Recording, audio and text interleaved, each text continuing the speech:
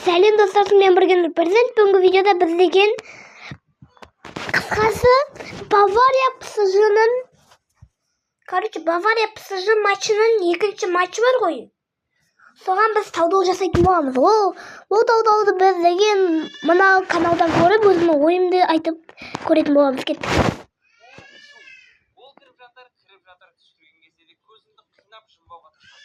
Ал қарымта ойын сәл жанкүйерлер күткендей болмады. Әрине Арсенал мен Атлетико Мадрид ойында емес, сонда да көп гол күтіп еді. Бавария тісі жоқ үлкен аю секілді. Алаңда ел кетті, қысты жұлқылады, бірақ соңын күтені қоятын қауқар болмады. Ал ПСЖ кішкентай болса да тістері өткір, қасқыр. Қарымта шабуылмен шымшып отырды. ПСЖ-ны аюға теңесек те болады негізі. Бірақ Баварияның айырмашылығы бұл аюдың тістері өткір және қалай тістеу керектігін біледі. Сонымен ПСЖ финалда. Оны азулы қарсыласы Арсенал.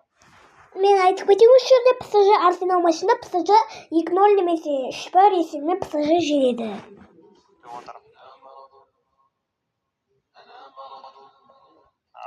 Бұны айтайын.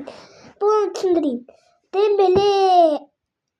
Дембеле Кварацхелияларға қарсы Салиба тағы бір Уайт дегендер, оларға қарсы Габриэль дегендер, оларға қарсы деген андай кірпіш қойып жатыр, қорғанысқа жатып алады деген мағынада айтып тұр ғой, көрейік.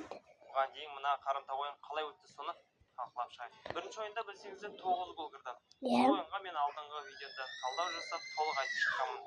Сіздемесін төменге және жоғарыға қойып кетемін. Сіздермен бірге желі аяқтарынан сақ. Бізге қолдау ретінде лайк басып, арнаға тіркеле кетіңіздер.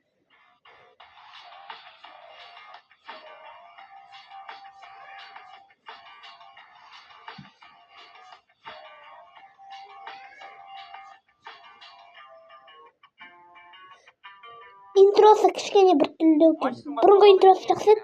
Бұл каналда бұрынғыда басқа интро тұғын. Басқа интро тұғын. Шабуылға жылдамдығын қосып жүгіре жөнелді. Артық нәрсе ойлап тапқан жоқ. Тек арғы қапталдағы әріптесте пас шығару арқылы сіздерге бір нәрсе айтайын ба? Осы жерде Кварацхелияны тебе салады, гол салады. Не дегенмен алтын добының буы ұрып тұрады ғой. Жалпы маған Хвичаның мына жері ұнады. Руистен допты алған кезде басын оңға бұрып, Дембеле жаққа бір қарайды. Тағы адам басын тағы бір қаратады. Пас берейін десе әлі офсайдта екенін іштей сезіп тұрды. Сол үшін ары қарай барып діттегеніне жетіп тұрды. Ал Бавария ойыншылары бұл жерде жайып қайтып үлгермеді. Хвичаны жабу керек Лаймер Руиспен қалды. Дембелені жабатын Станишич оны басын бұрып ортадағы ойыншылармен әлек. Кварацхелияның осы нәтижелі пастың арқасында Чемпиондар Лигасының тарихында бір маусым ішінде плей-офф кезеңдерінде қатарынан 7 матчта гол салған немесе нәтижелі пас берген ең алғашқы ойыншы атанды. Бұған дейін қатарынан 6 матчта осындай нәтиже көрсеткен тек 3 ойыншы болған. Кака, Эдин Джеко және дәл осы әріптесі Дембеле. Екі ортада әбден шабуылдарды көрді. Бірақ ауыз толтырып айтарлықта ештеңені көріп не аспанға кетіп жатыр. Бірақ осы бірінші минутта дау-дамай болған бір сәт бар.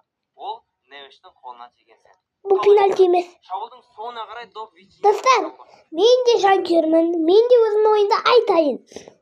Қараңыздар. Доп қақпа жанына ұшса, не аспанға кетіп жатыр. Бірақ осы бірінші минутта дау-дамай болған бір сәт бар. Ол Невештің қолына тиген сәт. Қалай болды? Шабуылдың соңына қарай доп Вичинядан. Көрдіңіздер ме? Бұл жерде пенальти емес. Мен ойынның ережесін білемін. Әрине мен де профессионал бір Луис Энрике, Ханс-Дитер Флик, Карло Анчелотти, компани сияқты бапкермін демеймін. Достар, мен ондай бапкер демеймін. Ондайды болмайтын шығармын. Олар аңыз мықты кісілер. Бірақ та мен де футболдың ережесін білемін. Кішкене болсын. Негізі бұл пенальти емес. Бұл жерде бүкіл шулады жанкүйерлер, компания, анау-мынау дегендер. Футболистер, жанкүйерлер енді қоя салайық. Мақұл, жанкүйерлер похуй айта береді ғой. Оларға бәрібір, пенальти. Бір аяғын тұрып қалса бұд, пенальти дей береді ғой. Жанкүйерлер өзінің командасын жанкүйерлетсе болды оларға. Похуй оларға. Енді компания мен футболистер деген ақтау үшін айтты ма, білмеймін, бірақ ойын ережесін білемін. Короче, мысалға, гол кіріп баратырық дейік, мен қолмекті қалым дейік та, ол пенальти, 100% пенальти. Ал енді сен Aşiyin жүрсін да. Senin komandasın sağın kibet. Sen қолыңа тиіп кетеді. Ешқандай бір пайда жоқ. Короче, я пайда жоқ өзіңге, я аналарға пайда жоқ тым болмайды. Бірақ та сосын пенальти дейді. Негізі андай бір гол кіріп бара жатса қолмен ұстаса, немесе бір әдемі шабуылдап келе жатқанда қолмен ұстаса, ол пенальти, иә. Бұл пенальти. Бірақ та мынандай сәттерде ол пенальти болмайды. Достар, соны ұмытпаңыздар. Мен де футбол жанкүйерімін, тек мен өзімнің ойымды айттым. Ал кеттік көрейік. Желаяқтай каналынан ойы қандай екен. Невичтің қолына анық тиеді. Бавария ойыншылары, жанкүйерлері, тіпті бапкері де бұл пенальти деп айқайларын тоқтатар емес. Алайда төреші ойнаңдар деп пенальти белгілемеді. Сонымен пенальти ме? Мына эпизод көпшіліктің миын ашытқаны рас. Нүктесін қояйық. Өзім көрген кезде төрешіге наразы болғаным жоқ. Бірақ барлығы шулаған соң мен де күмәнданып қалдым. Сосын интернетті ашып IFAB-дің жаңа да ескі де ережелерін төңкеріп тұрып оқып зерттеп шыққан соң менде бір ғана сұрақ туды. Жанкүйерлер жарайды. Ал ойыншылар ше? Бапкер Венсан компания ше? Ережені білмейме сонда?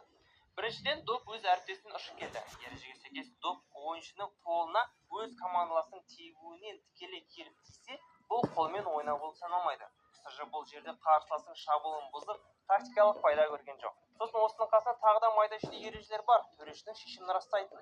Алайда бірінші айтылған ереженің салмағы бәрін басып кетті. Жалпы біраз порталдардың пікірінде оқып шықсам, сарапшылар да төрешімен келісіп тұр. Егер дәл осылай Витиния емес, Бавария ойыншысы тепсе, онда бұл пенальти болар еді. 33 минутта дәл сол Невичтің баспен супер соққысын Нойер қайтарып тастады. Бірінші матчта Нойер бәрі сынға алып еді. Нормально сейв жасады ол Нойер. Кеттік. 3 минутта Мусиала өзіне екі қауіпті сәт алып келді. Алайда бірін қақпашы қайтарса, бірін қисық тепті. Екінші таймда тура осы бірінші таймдағыдай болды. Қатты таң қалатын шабуылдар жоқ, бірақ іш пісіп кететіндей де сәттерді көп дей алмаймын. Ең қызығы Бавария шабуылдайды, бірақ қақпаға соққыны пысты жасайды. Нойер қайта допты қайтарумен айналысып жатыр. Маған мына сәт ұнады. 70 минутта Хвича допты әдемі 3 адамнан әдемі алып келіп Жынды бас! Гол болғанда бір топ голдардың қатарында болады. Қалай, не болып кетті? Ойын бастапқы 10 минуты және соңғы 10 минуты. Точно гол болған әдемі кететін. Екі жақта тоқтамай шабуылдап жатыр. Қиналып жатқан тек қақпашылар. Ешкім сынбауда. Тек қосымша қосылған 4-ші минутта Дэвистен пасылған Харри Кейн ақыры өзінің форвардтық талантын көрсетіп әдемі гол сала білді. Ол Чемпиондар Лигасының плей-офф кезеңінде қатарынан 6 матч бойы гол салған тарихтағы екінші ойыншы атанды. Бұған дейін мұндай нәтижені тек Криштиану Роналду ғана көрсеткен. Алайда бұл голы Баварияға жеңіс түгілі тең нәтижеде әкелмеді.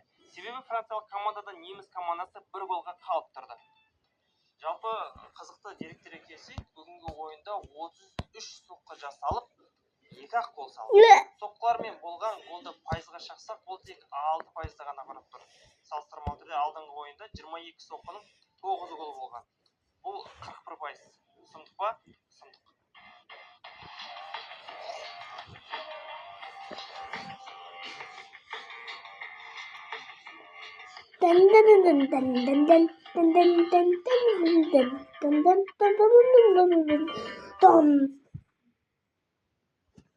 Достар,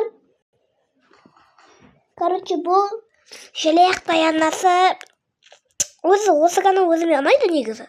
Көріп жүрем арасында. Сосын сіздермен де бөлісіп осы видеоға өзімнің ойымды айтайын дедім. Короче, осымен видеомыз аяқталды. Сау саламат болыңыздар.